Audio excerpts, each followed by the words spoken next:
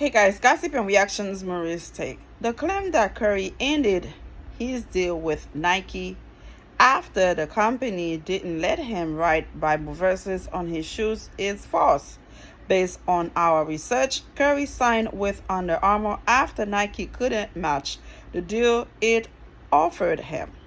Now you gotta be careful by judging a book by its cover. Maybe when they see Curry, they didn't think he had potential to become the greatest player, one of the greatest players of all time. So they didn't give him the respect that he deserved. And now Under Armour said, you know what? I'm gonna go with this kid, not knowing the potential of him become one of the greatest. And he did his thing. He did his thing, and I'm sure Under Armour did not regret the deal they made with him. I've always wanted to know because people are saying, well, during the interview with Nike, they assumed the father had some kind of argument with the person that was interviewing Stephen Curry. He did not like how they disrespected Stephen Curry, so he got up and leave. That's what being said in the media. I don't know if it's true. I've always wanted to know, how can they let that deal go away? This kid has potential. This kid is good. This kid, he saved us from the Olympics so many times. He did his thing. So I wanted to know for myself why. So that's why I'm trying to bring you the truths from the lies. And let me see if I can bring you a little bit more information, and we'll close that out.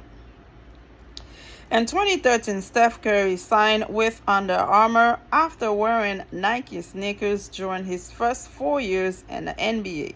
2 years later, he extended the endorsement deal through 2024. ESPN reported that Nike couldn't match the offer Under Amour made to the Golden State Warriors guard, but a Facebook post claimed Curry had a different reason to end his deal with Nike. Steph Curry had to make a decision to either stop writing scriptures in his shoe before every game while wearing Nikes, or wear a sneaker made by a company who would support his vision. Reads a July 5th post. Steph Curry decided that his faith was more important than SIC, the fortune he earned from Nike, so he canceled his deal with Nike and now wears Under Amour sneakers, and they print the scripture in his shoes for him. They say this is not the reason why he ended putting Bible verses, but now we hear the story is different. Above the text is an image of a pair of blue, white and yellow Under Amour sneakers with the words "I can do all things" written on the side. This is the beginning of the Philippians 4 verse 13 Bible verse, "I can do all things through Christ who strengthened me," which Curry said has been written in variation on his shoes since his college days, according to ESPN. He's a faithful man. He believes in God. The post accumulated more than 1,200 interactions in the first week, and users expressed their support. Under Amour preprint Curry's message on the midsole of the version of his shoe sold in stores, according to ESPN, but there was no indication Nike was against this idea. Well, you never know. You never know. They throwing religions away for their own purpose, for their own good. So you cannot tell somebody what to believe in, how to believe in, and where to worship, how to worship. You have to allow them to be themselves. Curry said his mother challenged him to find his own inspiration as he begins his basketball career, and that's when he found the Philippians verse. It's a mantra that I live by and something that drives me every single day, Curry told ESPN. In 2018, Nick The Paula, who covers the sneaker industry for ESPN, note that some of Curry's messages on his shoes include "I can do all things." WSC Philippians 4 verse 13 and Romans 8 verse 28.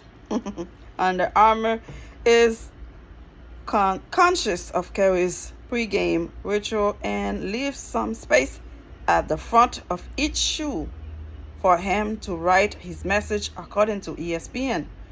Curry released his first shoe, Curry 1, with Under Amour in 2015. A picture from Getty Images show the words "I can do all things" written on a pair of shoes he wore in 2016.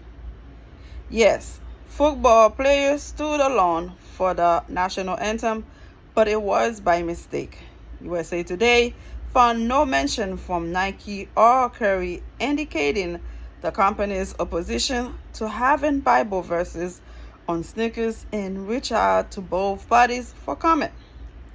Again, you have to allow him to be himself, to believe and praise on the Lord, the higher upper, that being around, supporting him, taking care of him, just like many of us.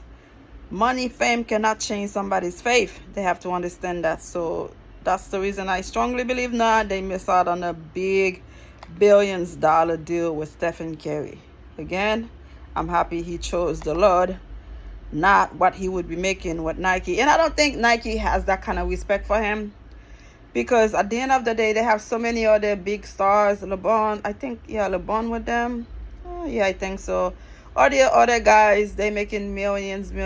I don't think Curry had a chance to make as much money he's making now with Under Amour. So I'm glad we get to find out why Nike missed out on the deal. And it's not because of the Bible verses.